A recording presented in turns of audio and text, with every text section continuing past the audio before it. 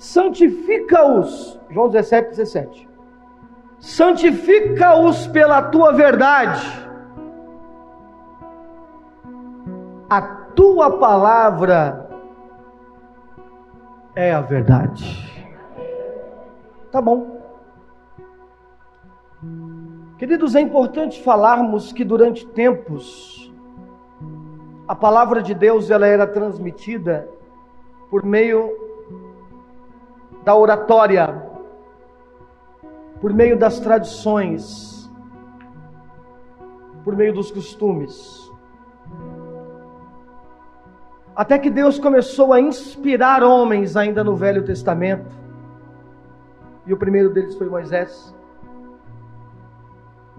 para, digamos que, sintetizar a sua vontade, os seus decretos, os seus planos. Ah, pastor, mas eu já ouvi falar que o livro de Jó é o primeiro livro da Bíblia a ser escrito. Sim, mas foi Moisés que escreveu. Mas a primeira coisa que algo foi escrito foi as tábuas dos mandamentos. E por que Deus então ele decidiu escrever as suas leis, os seus decretos, para que os homens pudessem então ler, ensinar, aprender e transmitir? A gente vai falar um pouco sobre isso. Quem está dizendo esse versículo é Jesus. E ele está dizendo: santifica-os pela tua verdade. A tua palavra é a verdade. Não há santificação se não for por meio do conhecimento da palavra. Santificação é um processo de transformação do qual nós passamos a nos separar para Deus. Não tem como você fazer isso, querido, se não for por meio do ensino. Mas se eu for uma pessoa muito de oração, pastor, você não pode orar aquilo que você não conhece. Na verdade, a sua oração é uma expressão daquilo que você crê. Aquilo que você crê é o entendimento daquilo que você ouviu. A fé vem pelo ouvir e ouvir a palavra.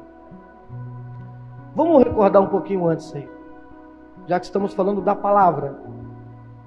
Nós falávamos aqui no último culto do ensino da reforma que os reformadores eram homens que procuravam levar a igreja ao reencontro com as suas origens, uma vez que eles pensavam, achavam, concluíam que aquilo que eles estavam vivendo no momento, em sua religiosidade, já não condizia mais com o que as Escrituras falavam. Na primeira parte do sermão, eu acho que a gente tem que decorar os 5 solas da Reforma Protestante, porque nós somos uma igreja protestante, de origem protestante reformada. Então a primeira aqui foi qual mesmo, queridos? Somente a graça, ou no latim sola gratia. E hoje nós temos o segundo destes 5 pilares. Se o primeiro era sola gratia, o segundo é sola escritura, ou somente as escrituras. Para a gente falar um pouco da reforma, nós temos que voltar um pouco no tempo. Diferentemente do que algumas pessoas possam pensar, num período anterior à reforma, claro que eu não estou chegando até quando a Bíblia foi escrita por seus apóstolos e discípulos, mas num período anterior à reforma, já se conhecia e reconhecia a Bíblia como inspiração divina e a única autoridade por parte de Deus para os homens da terra.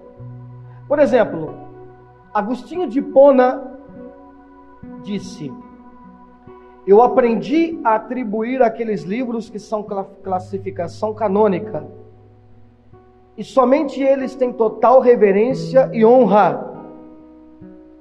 Afirmo crença de que nenhum deles ocorre um único erro, devido ao seu autor. No caso, ele se referia a Deus. Uns anos depois, um século depois, São Tomás de Aquino vai dizer: não podemos dizer com verdade que o Evangelho ou qualquer escritura canônica afirme nenhuma falsidade, nem que os seus autores disseram alguma mentira, porque então desapareceria a certeza da fé, que se apoia na autoridade da Sagrada Escritura.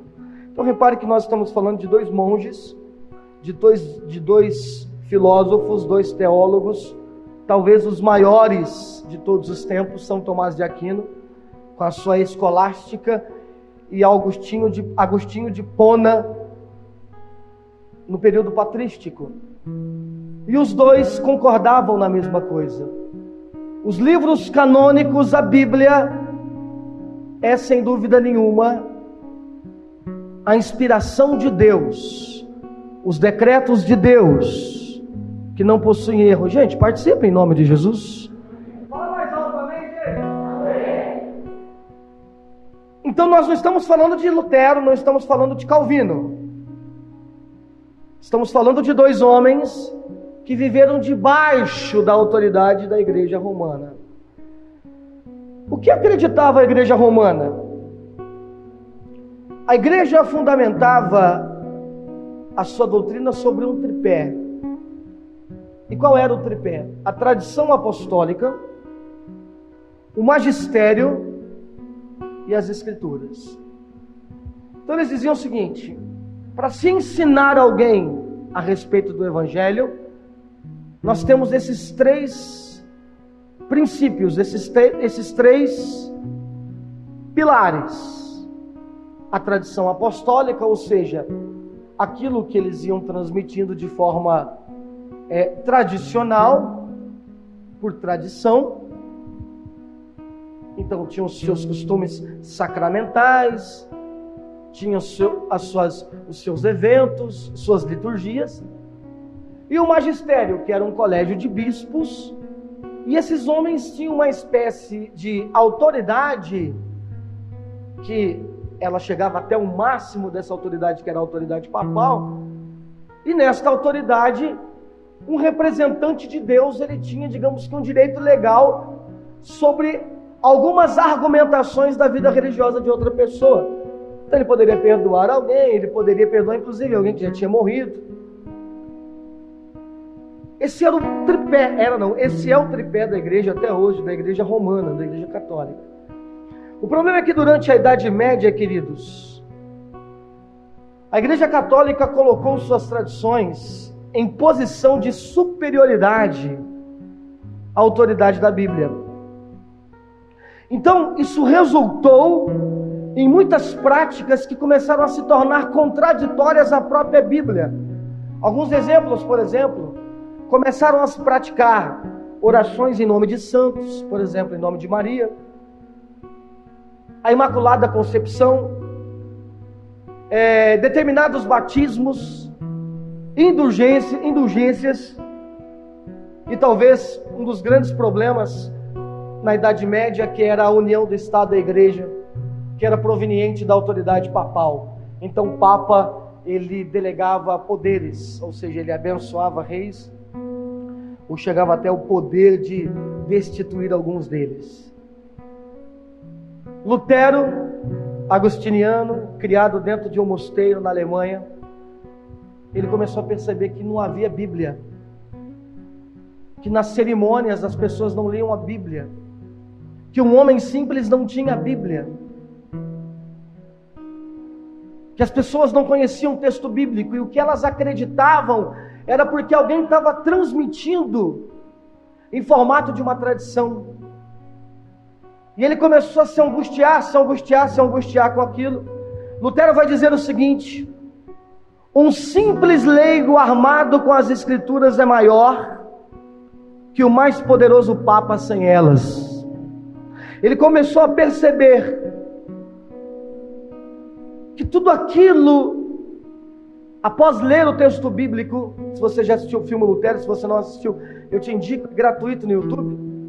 Ele começou a perceber que as escrituras estavam destoando daquela condição. Lembra que a gente falava aqui no primeiro culto da Reforma que havia ganância no meio dos bispos, bispos preocupados com o dinheiro, bispos entregues à imoralidade, à prostituição, a igreja adquirindo muitas posses, a igreja cobrando para perdoar pessoas. Ele começou a perceber que aquilo estava errado. Então, sola Scriptura foi um dos lemas fundamentais e norteadores da Reforma Protestante. Posso ouvir um amém mais alto, queridos? Porque justamente os reformadores propuseram um retorno da igreja às Sagradas Escrituras. Então o alinhamento correto aqui seria Escrituras e tradição. Ou seja, a palavra de Deus é a única autoridade de fé cristã. Ou melhor, a palavra de Deus é a única autoridade para a fé cristã. E não uma tradição, e não um colégio de tutores, de professores. Aí você diz, mas as tradições, pastor, elas não são válidas, porque nós temos tantas tradições, a Eucaristia, o batismo, a comunhão, são tantas as tradições que nós temos até hoje. Sim, as tradições são válidas, mas apenas quando elas estão baseadas nas Sagradas Escrituras, quando elas estão em total concordância com as Sagradas Escrituras. Então, sola Scriptura não anula o conceito de tradição da igreja. Pelo contrário, ela dá um sólido alicerce no qual a igreja pode então basear as suas tradições, suas crenças, sua fé, seus movimentos, seus exercícios. Então o alinhamento é Bíblia e tradições, e não a tradição ditar a regra da Bíblia, e não o costume ditar a regra da Bíblia. Preste atenção, porque é bom nós entendermos que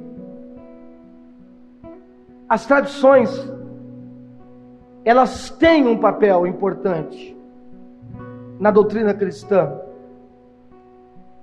para organizar a prática cristã.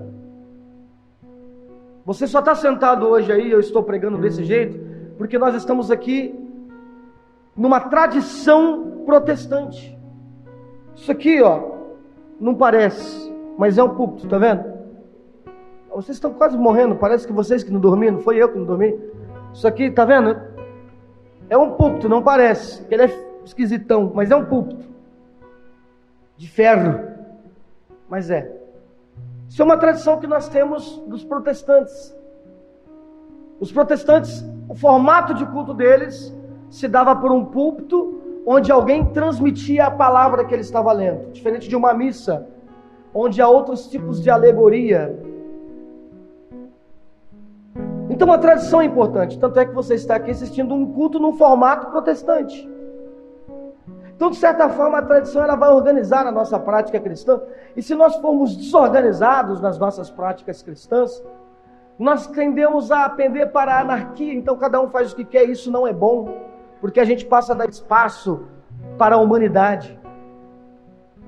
Sim, a tradição ela é uma prática boa, desde que ela seja alinhada com o que a Bíblia fala. Amém, queridos? Mas o problema nos dias de Lutero é que a igreja, voltando aqui, ela se apoiava em tradição. E essas tradições, às vezes elas se baseavam em outras tradições. E essas outras tradições estavam baseadas em outras tradições. E frequentemente, essa mixórdia de tradições, tradição sobre tradição, lá no início, ela já estava em completa desarmonia com as Escrituras, ou lá na frente, né? Começava a se fazer algo e alguém chegava à conclusão, olha, isso aqui já não tem mais nada a ver com a Bíblia. Então, ao invés de construir tradições em cima de tradições e passá-las de geração em geração, os reformadores entenderam, e aqui tem a providência divina, porque uma invenção tecnológica do século XVI chamada prensa, por isso nós temos a imprensa. O que é imprensa? Quem estudou jornalismo sabe disso. Imprensa deriva no seu termo etimológico da prensa de Gutenberg, que era você pegar uma informação, prensar ela no papel e reproduzir ela em massa. Isso é imprensa. Pegar uma informação e reproduzir ela, para que todo mundo possa, o máximo possível que pessoas possam obtê-la. Então essa invenção tecnológica, ela coopera, ou melhor, Deus faz ela cooperar, com o propósito de reformar a igreja. Porque ao invés de transmitir uma tradição de forma oral, eles entendiam que o melhor a se fazer era copiar as Escrituras e dar as Escrituras para as pessoas. Você tem que ter uma Bíblia. Você não tem que acreditar no que o padre está dizendo, no que o Papa está dizendo. Você tem que acreditar no que os apóstolos de Cristo escreveram. É isso. Por isso você tem que dar valor à sua Bíblia. Você ler a sua Bíblia. Quantas são as pessoas, inclusive no Brasil, não precisa ir muito longe, do século XIX, que gostariam por um instante de ler uma carta de Paulo, uma parábola dos evangelhos de Jesus, mas não podiam. E hoje você pode ter 1, 2, 3, 4 Bíblias. Faça jus a essa liberdade e leia em nome de Jesus. Amém? Então Lutero, Zwinglio, Calvino, Thomas Cranmer, Anabatistas, todos esses homens, eles enfatizaram principalmente a autoridade das Escrituras e a exclusividade dessas Escrituras como fonte de doutrina e fé. Não tem tradição, não tem o que alguém está determinando, é o que a Bíblia diz. E você fala, pastor, mas a Bíblia ela é confiável? Porque o incrédulo vai dizer isso, mas o papel aceita de tudo. Outro dia eu estava dirigindo o carro, aí 2 moças conversando atrás, elas em igreja, mas sabe, essas pessoas com a vida bem bagunçada. Aí uma dizia assim, não, mas essa Bíblia que vocês lêem agora, ela é adulterada. Você tem que ler a original mesmo, a primeira que foi escrita. Aí a outra falou, mas onde ela está? Eu falei, não sei não, ouvi falar que é na Aparecida do Norte. Você tem que ler ela, a primeira de todas. E eu fui dando risada, né? Queridos, prestem atenção, porque a Bíblia, ela é o livro com maior compilação na história da humanidade, com maior edições, com maior publicação. Não há um livro que mais tenha sido propagado do que a Bíblia, com mais atualizações e versões. E é importante você entender que canon significa, digamos que limitar, passar a régua, né? Fechar. Canon seria a lista de livros que são aceitas por serem inspirados por Deus. Então você vai ter o canon judaico e vai ter o canon cristão. Dentro do canon cristão você vai ter algumas diferenças. Por exemplo, do canon católico para o canon reformado, para o canon ortodoxo, para o canon da igreja copta, por exemplo. É diferente de livro apócrifo. Por exemplo, existem livros que estão na Bíblia católica que não estão na Bíblia protestante. Mas eles não são apócrifos, eles não são apenas canonizados pelos protestantes. Mas eles servem sim para nós de fonte de historicidade, por exemplo. Né? Enfim, isso é um livro canonizado. Mas quem foi que falou assim, agora os livros da Bíblia é esse? Aí pega aquele menino que começou a estudar história pelo YouTube, que é um problema muito sério, aí ele fala assim, não, porque Constantino determinou qual seria o livro e qual não seria o livro. Aí é complicado porque, por exemplo, a pessoa vai falar de Constantino, mas ela nunca leu um livro de Constantino.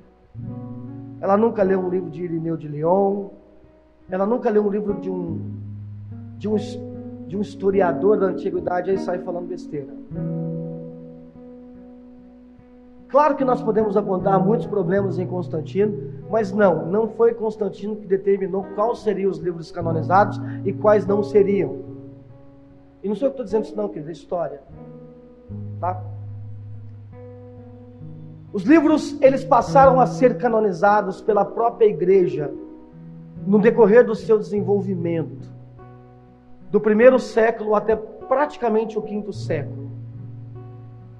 E como é que eles determinavam se um livro deveria ser aceito como inspirado por Deus ou não? O primeiro deles, ele precisava de uma autoridade apostólica. Foi escrito por quem? Foi escrito por Paulo. É comprovado que foi escrito por Paulo? Sim. Tá, ele não foi escrito por Paulo, mas ele foi escrito por um colaborador. Por exemplo, Lucas. Lucas não era um apóstolo, mas ele era um colaborador. Bom, então é válido. Isso era primordial. Ele precisava de uma autoridade apostólica. Segundo, ele precisava de uma ortodoxia.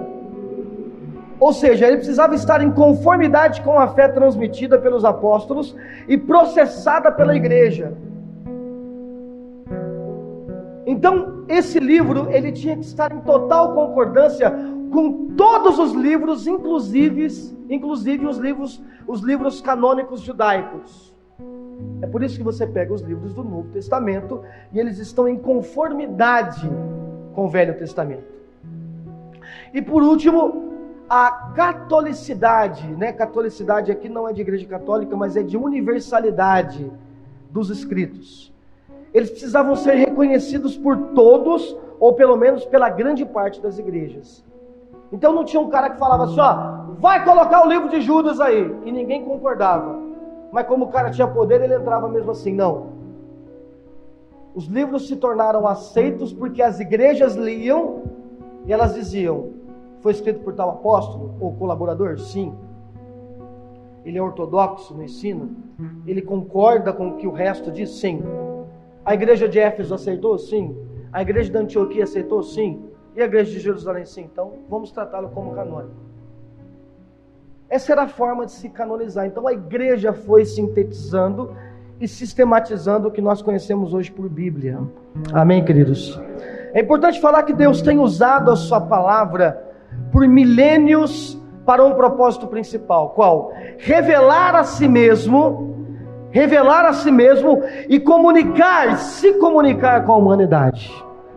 Então ele usou a inspiração, ele inspirou homens a escrever, e ele estava se manifestando aos homens e comunicando a sua vontade aos homens. Então o conselho da igreja, a igreja decidir qual livro era canônico ou não foi decidido pelo capricho da igreja, porque esse livro é forte, vamos pôr isso aqui porque esse livro é bom. Não tem livro forte na Bíblia. Já viu as pessoas dizendo isso? Você já leu esse versículo? É forte, hein? Não tem versículo fraco, irmão. É tudo uma coisa só. Entende? Então, prestem atenção. Porque não foi uma decisão da igreja, uma decisão, um capricho dos bispos, não. Deus decidiu isso quando os autores foram escolhidos para escrever, para que ele pudesse realizar o seu propósito almejado. Antes de tudo, sabei que nenhuma profecia da Escritura provém do que, gente? De interpretação pessoal, porquanto jamais a profecia teve origem, na onde? Na vontade humana. Mas homens santos falaram da parte de Deus, orientados pelo Espírito Santo. Amém? E aí a gente já passa para um segundo tópico aqui, que é a doutrina da inerrância. Pastor, todo curso o senhor traz uma teologia nova, uma doutrina nova. Pois é. O que seria a doutrina da inerrância? Embora seja um estudo um pouco mais moderno e contemporâneo a nós, do século XIX, mas a doutrina da inerrância é a doutrina segundo a qual, em sua forma original, a Bíblia está totalmente livre de contradições, incluindo suas partes históricas e científicas. Ah, pastor, mas eu vi um teólogo dizendo que a Bíblia tem não sei quantos mil erros. Então, nessa hora a gente tem que separar os meninos dos adultos. Ou a gente ouve quem é sério, ou a gente ouve quem faz teologia no boteco. Né, querido? Eu não vou competir com quem faz teologia em boteco. Eu vou ver quem é sério. Eu vou ler quem é sério. Nós não podemos ficar com suposições e achismos. Só que para poder estudar teologia de forma séria, difícil, leva tempo. E quanto mais você estuda, menos você entra em debates inúteis. Porque cada vez mais você vai conscientizando que você sabe menos. E a verdade é que qualquer biblista e historiador bíblico sabe que de forma doutrinária não há nenhuma contradição na Bíblia. Que desde Gênesis e Apocalipse ela concorda em todos os seus assuntos. Ela fala de criação, de queda, de redenção e de escatologia. Ela fala disso, de soteriologia, escatologia e cosmovisão. Eclesiologia, a forma que a igreja vive. É isso que ela vive. Desde Moisés até Estevão, a concordância é absurda. Ela é totalitária. Você nunca vai achar um versículo que você diz: pastor, isso aqui eu acho que eu fiquei em dúvida a respeito de Jesus. Pelo contrário, os próprios apóstolos, quando pregavam, eles usavam o Pentateuco. O cara tinha que ser bom, hein? Você imagina o cara abrir a Bíblia em Deuteronômio e ali ele pregar Jesus.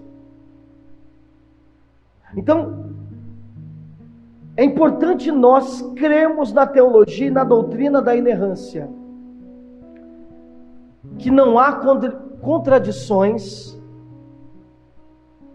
no que se refere às doutrinas centrais da Bíblia. A verdade histórica da Bíblia. Não, Cristo não existiu como homem. Um professor disse para mim.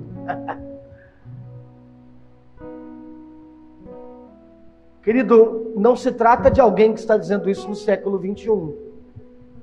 Mas se trata de historiadores do século I que falaram a respeito de Cristo.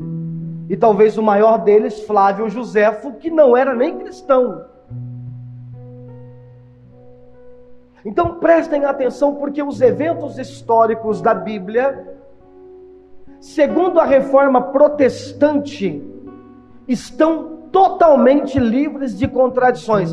Então sim, você pode crer nos textos bíblicos de forma confiante, porque aquilo é a inspiração de Deus.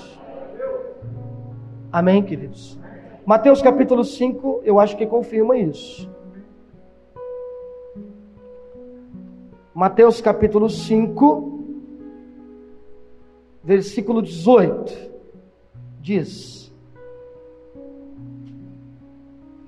Mateus 5, 18: com toda certeza vos afirmo que até que os céus e a terra passem, nenhum ou mínimo traço se omitirá da lei, até que tudo se cumpra. Então toda a lei de Deus, toda a profecia, tudo que foi inspirado por Deus se cumprirá. É isso que a Bíblia fala. Então prestem atenção, porque os reformadores pegam a Bíblia e começam a dizer assim: ó, está errado o que eles estão fazendo, porque está em desacordo com a Bíblia. E eles percebem que a Bíblia é um livro santo porque ele é canônico. E que ele é inerrante, por quê? Porque ao invés de se contradizer, ele está em plena concordância. Então agora é hora de nós fazermos o quê? Nós vamos usar a Bíblia para ser a via de regra da conduta cristã. Nós vamos ver o que a Bíblia fala. Amém, querido? Amém. E agora a gente traz isso para uma forma prática para nós e para o nosso cotidiano. Porque, quer ver? Leia comigo Timóteo capítulo 3, 2 Timóteo capítulo 3. Olha o que Paulo escreveu para o seu filho na fé, Timóteo. Essa forma carinhosa que Paulo chamava Timóteo é um exemplo para nós do que é comunhão, irmãos. Então ele vai chamar Timóteo de filho porque ele tinha um amor por ele. Talvez Timóteo fosse o filho que Paulo não teve.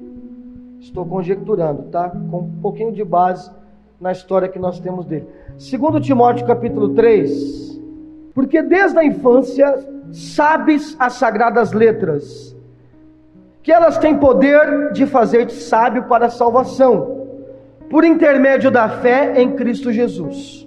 Aí ele vai dizer assim, ó, toda a escritura é o que, gente? Inspirada por Deus e proveitosa para o que? Ministrar a verdade, para repreender o mal, para corrigir os erros, para ensinar a maneira certa de viver, a fim de que todo homem de Deus tenha capacidade, pleno preparo para realizar todas as boas ações. Então agora a gente traz a reforma para um plano o quê? Particular, para um plano cotidiano. Porque eu vou fazer uma pergunta para você aqui, você não me responda não, porque se eu responder para você vai ficar feio para mim, e se você responder para mim vai ficar feio para você também. Quantas vezes você usa o versículo bíblico para poder solucionar os seus problemas no cotidiano? A irmã Camila vem falar do irmão Clebinho para mim. E quando é que eu uso o versículo bíblico com ela sobre o Clebinho? E quando é que eu falo, Clebinho, nós vamos ter uma atitude com a Camila? Porque a Bíblia ensinou assim. Foi assim que Jesus fez. Foi assim que os discípulos fizeram, entendeu? Então, irmã Juliana, você está tendo aqui, então nós vamos conversar aqui como a Bíblia. Não, nós temos que conversar como adulto. Não, não vou conversar igual adulto, porque se eu conversar como adulto, eu vou quebrar o pau com você. Que é assim que adulto faz. As pessoas não falam isso? Você tem que conversar como adulto. Se você for conversar como adulto, você vai conversar com raiva, com ódio. Porque adulto só tem isso. Porque o certo seria conversar igual criança. Que ela já vai no pressuposto de acabar logo a guerra para brincar. Não é assim? Só que aí você já começa a errar. Fala, eu quero conversar como adulto. E você for conversar como adulto, não converse comigo não. Porque vai dar tudo errado. Você já vai vir com 38 e eu vou vir com muchacho. Porque eu sou das artes marciais. É muchacho, né? Agora, se você quiser viver a reforma de forma intensa na sua vida, aí você fala, vamos conversar como a Bíblia manda a gente conversar. Vamos usar versículo nos nossos diálogos. Vamos usar a palavra nas nossas divergências. Você tem feito isso? Não tem. Pois é, por isso que você tem que ouvir sobre reforma. Por isso que eu tenho que ouvir. Porque a gente vem aqui para poder falar mal da igreja católica e a gente faz o mesmo. Não é verdade? Eu estou perguntando, não é verdade? E não é só mediação de conflito não, querido. É relacionado a sonho, a renúncia, a pecado, a desejo, a projetos, tudo. Eu te faço a pergunta, não responda para mim não, responda para você. Quantas vezes nós usamos as Sagradas Escrituras para mediar a nossa vida? Nós esquecemos até dos versículos, irmãos. E tem irmão que é preguiçoso demais. Outro dia o irmão perguntou para mim, pastor, onde é que está aquele versículo que fala, cria em mim um coração puro e reto? Falei, irmão, você está usando o WhatsApp para falar comigo? Se você pôr no Google, ué, cria em mim um coração puro e reto. Onde é que fala? Salmo. Acha, vamos lá, tenha vontade. Mas sabe aquele negócio de entrega tudo mastigadinho? Você fala assim, amor, você mastiga para mim a carne, entrega só o bagacinho para mim. O caldinho você vai mordendo, cuspindo no copo, eu bebo o caldinho É assim? Mas com a Bíblia a gente quer assim, né? Não, irmãos, vamos encarar com mais seriedade. Ah, mas isso não tem nada a ver. Claro que tem. Aí é por isso que quando a gente vai resolver os nossos problemas, a gente não resolve como cristão, porque a gente não está usando a Bíblia. Aí a gente se pergunta, por que está desse jeito? Simples. Deveríamos ser mais criteriosos nisso. Eu conversava aqui de manhã, citei até um pastor lá que a gente estava rindo lá, dos vídeos engraçados, lá do Worship Fails. O cara torce para o São Paulo 12 anos, o São Paulo não ganha um título, ele não muda de time. O cara torce para o Botafogo não ganha um título há 50 anos, ele não muda de time. Só tem satisfação, não muda. Vem para a igreja, se alguma coisa não sair do jeito que ele espera, ele quer mudar de igreja. Querido, você não está descontando no pastor da igreja nem nas pessoas, você está descontando em Jesus. Só que você faz isso indiretamente, porque pega mal você falar que está com problema com Cristo. Então é hora de nós vivermos uma reforma escritural, confessional, literária, prática na nossa vida cristã.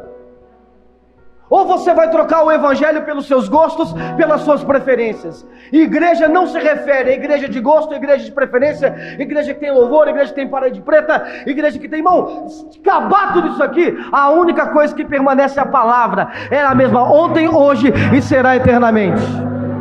Ela não vai mudar. Ela é ortodoxa. Cuidado para não ser captado e raptado pelo pecado, que tem enganado a muitos, que tem deixado de viver a palavra. Viva a palavra, não viva o que o Machado fala, não vive o que o irmão A, B ou C fala. Agora, se ele estiver falando pela palavra, viva a palavra. Amém, meus irmãos? Quantos creem nisso em nome de Jesus? Abra aí a confissão que eu fiz com você de fé. Só a Escritura é a regra inerrante da vida da igreja. Mas a igreja evangélica atual fez separação entre a Escritura e a sua função oficial. Agora a gente vai ver que a gente está precisando de um Lutero e de um Calvino, tá? No nosso tempo. Na prática, a igreja é guiada, por vezes demais, pela cultura. Técnicas terapêuticas, estratégias de marketing e o ritmo do mundo de entretenimento muitas vezes tem mais voz naquilo que a igreja quer e como funciona e no que oferece do que a palavra de Deus. Os pastores negligenciam a supervisão do culto que lhes compete, inclusive o conteúdo doutrinário da música. Irmão, vocês já viram música crente que não está de acordo com a Bíblia? Não tem uma só não, tá? Tem um monte, tá? À medida que a autoridade bíblica foi abandonada na prática, que suas verdades se enfraqueceram na consciência cristã e que suas doutrinas perderam sua preeminência, a igreja foi cada vez mais esvaziada de sua integridade, autoridade moral e discernimento. Em lugar de adaptar a fé cristã para satisfazer as necessidades sentidas dos consumidores, devemos proclamar a lei como medida única da justiça verdadeira e o evangelho como a única proclamação da verdade salvadora. A verdade bíblica é indispensável para a compreensão, o desvelo e a disciplina da igreja. A Escritura deve nos levar, além de nossas necessidades percebidas, para as nossas necessidades reais, e libertar-nos do hábito de nos enxergar por meio das imagens sedutoras, clichês, promessas e prioridades da cultura massificada. Amém? Você sabe o que é isso, né? É aquele monte de imagenzinha de WhatsApp que às vezes a gente compartilha do C.S. Lewis sem nunca ter lido um livro do C.S. Lewis. Nossa, isso aqui... Tem gente que compartilha coisa do C.S. Lewis, nunca leu um livro dele. Porque se lisse um livro do C.S. Lewis, saberia o quanto é difícil a leitura do C.S. Lewis. É se interessar de fato pela palavra, irmão, e não só por uma cultura massificada. Nossa, olha essa frase. Tá, mas busque, conforme a gente falava hoje de manhã aqui, né? Profundidade nisso. Não fica só no superficial, não. Vivendo de clichê, de imagem sedutora, de promessa, de frase de efeito, de palavra forte. A questão aqui é a ortodoxia da palavra. O que a Bíblia fala e pronto. Amém? É só à luz da verdade de Deus que nós nos entendemos corretamente e abrimos os olhos para a provisão de Deus e para a nossa sociedade. Aqui providência, né? A Bíblia, portanto, precisa ser ensinada e pregada na igreja. Os sermões precisam ser exposições da Bíblia e de seu ensino. Então o cara pega a Bíblia e sai falando um monte de coisa que não tem nada a ver com o texto. Não, porque tem que ser exposição, tem que estar de acordo com o que está falando ali, o texto. Ué. Senão você não precisa nem da Bíblia para pregar. Qualquer conto, você pode tirar uma moral. Não é verdade? Então precisa de exposições da Bíblia. O Senhor ensina na expressão de opinião e não a expressão de opinião ou de ideias da época. Ah, irmãos, eu não acho nada. É o que a Bíblia fala. Amém? Não devemos aceitar menos do que aquilo que Deus nos tem dado. E também não devemos aceitar mais, tá? A obra do Espírito Santo na experiência pessoal não pode ser desvinculada da Escritura. Isso é sério. Ah, mas pastor, eu tive uma revelação no monte. Né, irmão? Você é tão santo, mas tão santo que Deus falou assim, puta esgrila. Eu esqueci de escrever um negócio na Bíblia aqui, deixa eu ir lá no Monte do Cocaia, que o irmão tá lá. Eu vou pedir para ele fazer um Bíblia 2. Bíblia parte 2, aí ele revela para os irmãos. Tá, irmão? Ah, mas você não acredita em revelação? Acredito, irmãos. Mas na maioria das revelações que eu ouço, eu não acredito, não. Olha, outro dia eu estou no monte, agora eu não vou mais em monte, né? Agora eu oro no carro. Oro em casa. Mas antigamente ia no monte, mas eu cansei de ir no monte. Eu gosto de orar no carro agora. Coloco lá um sertanejo e oro. Estou brincando, viu, irmãos? Devocional, né? Mas outro dia eu estou no monte orando lá, o irmão chegou e falou assim, varão, preciso te falar um negócio. Eu falei, agora vai. Ele falou, Deus tem um plano na tua vida. Só isso, irmão? Você já sei, já, ué. Deus tem um plano na tua vida. Seria uma bomba se você falasse o contrário. Deus não tem um plano na sua vida. Então, para com isso, irmão. Amém? A palavra, então vamos lá. A palavra bíblica e não a experiência espiritual é o teste da verdade. Nossa, pastor Massado, mas eu estava orando aqui, eu senti um arrepio.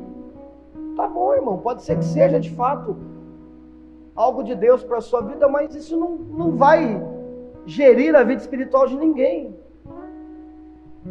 Não, pastor, mas ouça o testemunho aqui, ó, Rodolfo Abrantes, ouça o testemunho dele para o senhor ver. Para que eu tenho que ouvir, irmão? O testemunho dele? Para tirar algum exemplo para a minha vida? O exemplo para mim está nas Sagradas Escrituras. Que esse testemunho em nome de Jesus sirva para um incrédulo na fé. E eu até creio que possa servir. Está compreendendo, queridos? Mas isso não vai ditar alguma mudança de comportamento em mim, porque se for ditar alguma mudança de comportamento, quem tem que fazer essa palavra? Ah, mas a palavra não está sendo suficiente, é porque Cristo não está sendo suficiente então, né? O pecado está demais em mim. Vamos fazer a nossa confissão aí, queridos, em nome de Jesus? Vamos fazer aquele jogral bonito, gostoso, abençoado, alto, em voz alta? Vamos! Então vamos lá, igual a quinta série agora, hein? Reafirmamos a Escritura inerrante como fonte única de revelação divina escrita, única para constranger a consciência.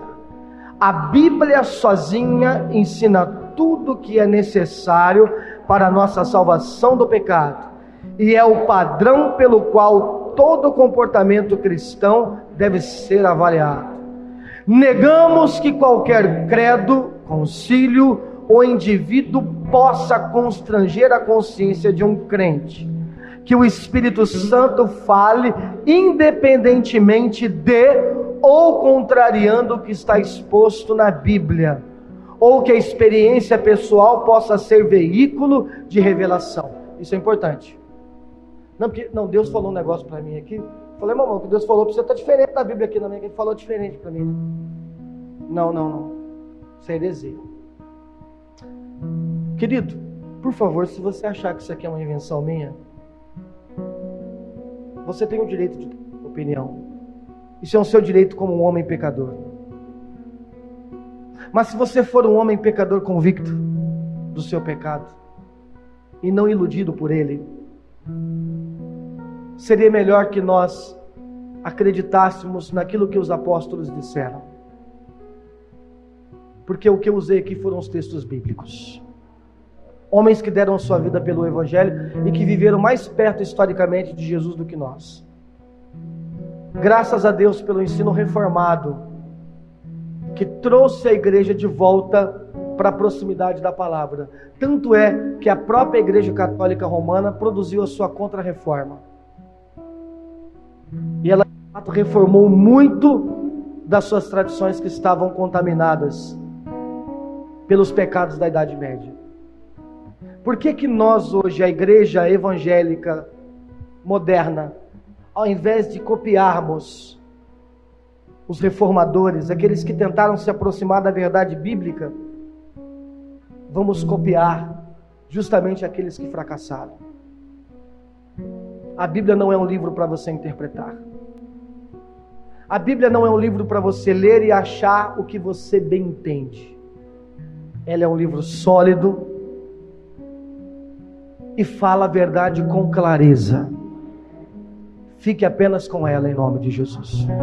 Não fique com a tradição, porque tal igreja nas suas tradições, ela é liberal. Não fique com determinada igreja, porque as tradições dela é de orientação de censura rígida. Não. Fique com o que a palavra diz. Que as nossas tradições, que o nosso comportamento estejam de acordo com o que a Bíblia diz. Que ela seja o padrão de vida para o crente viver. Desde as suas relações familiares, sociais, profissionais, até a principal de todas, que é a relação entre a igreja de Cristo. Use a Bíblia no seu dia a dia. Está discutindo? Usa a Bíblia. Está chateado? Usa a Bíblia. Está alegre? Usa a Bíblia. Quer ajudar alguém? Usa a Bíblia. Quer confrontar alguém? Usa a Bíblia. Precisa ser confrontado, ajudado, reanimado? Peçam para usar a Bíblia. Do contrário, querido, nós seremos apenas como ímpios. Mas nós não fomos chamados para isso. Vocês creem nisso em nome de Jesus? Então aplauda o Senhor Jesus, queridos. Aleluia.